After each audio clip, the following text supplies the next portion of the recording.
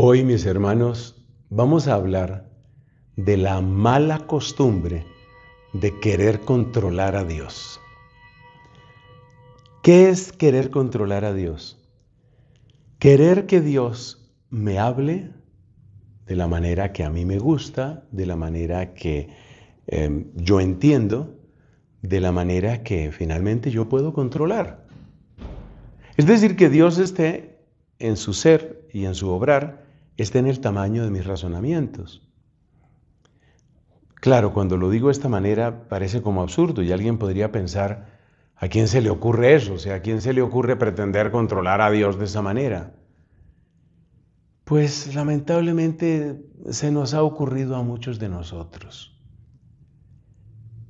¿En qué forma? ¿De qué manera? Cuando nosotros pretendemos pedirle pruebas a Dios, cuando nosotros pretendemos pedirle signos a Dios para estar seguros, es decir, cuando ponemos la solidez de nuestra confianza en que las cosas se han hecho a nuestra manera. Eso era lo que pretendían hacer con Cristo. Cuando le decían, a ver, si tú eres así tan Mesías, entonces, un signo, danos un signo, por ejemplo, un signo en el cielo. No sé qué era lo que querían ellos con un signo en el cielo, probablemente estaban pensando algo como lo que se cuenta en el libro de Josué, cuando se detuvo el sol, ¿no?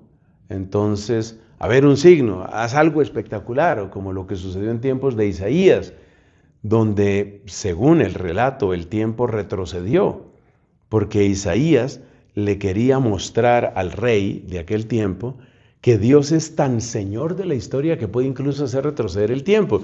Y por lo menos en el reloj de sol que había en el palacio real, pues resulta que la sombra en un reloj de sol va avanzando inexorablemente.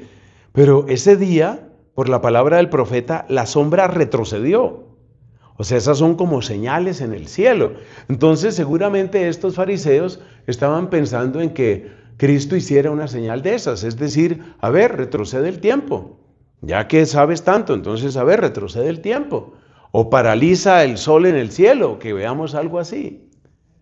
Dios puede dar señales espectaculares, pero Dios no tiene que someterse a nuestras condiciones.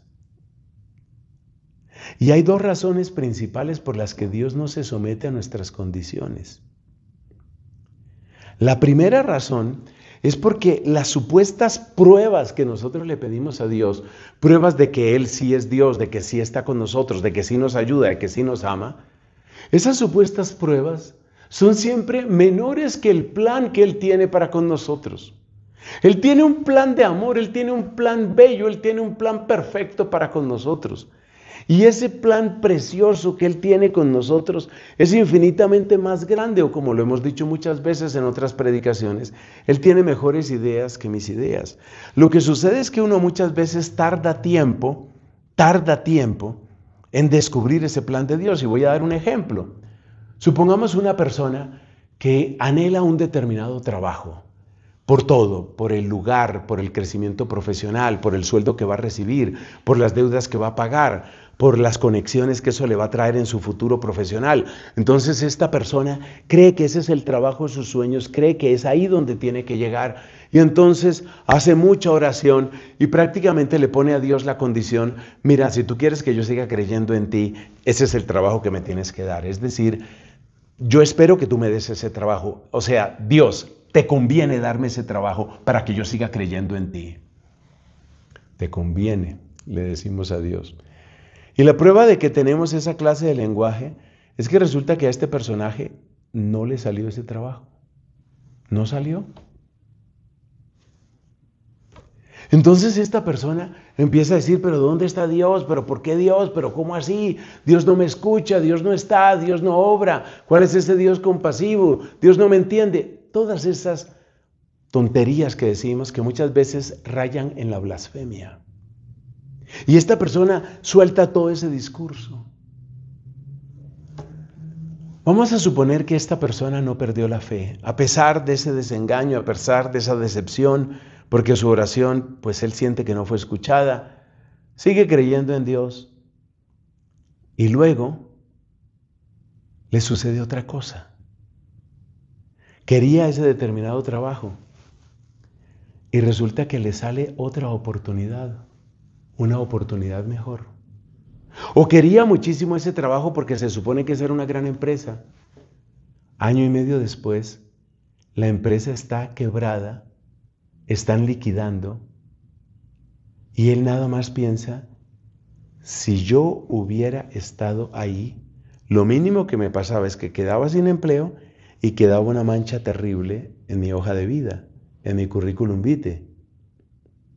O sea que después se dio cuenta que había una razón por la que Dios no le daba lo que él quería como él quería. Por eso te digo, Dios tiene mejores ideas. Entonces Dios no siempre va a conceder lo que nosotros queremos, pero siempre nos va a dar lo que más nos conviene, lo que en realidad necesitamos. Eso es lo que Dios nos va a dar. Ahí está la primera prueba de que Dios no tiene que obrar a mi manera. El segundo punto tiene que ver con nuestra capacidad de entender. Por ejemplo, muchas personas tienen una mentalidad completamente de transacción y de negocio.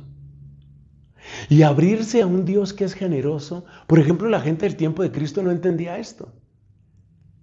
Que Dios sea tan generoso, como decía Cristo, que Dios nuestro Padre hace caer la lluvia sobre malos y buenos, hace salir el sol sobre justos e injustos. Eso no lo entiende mucha gente.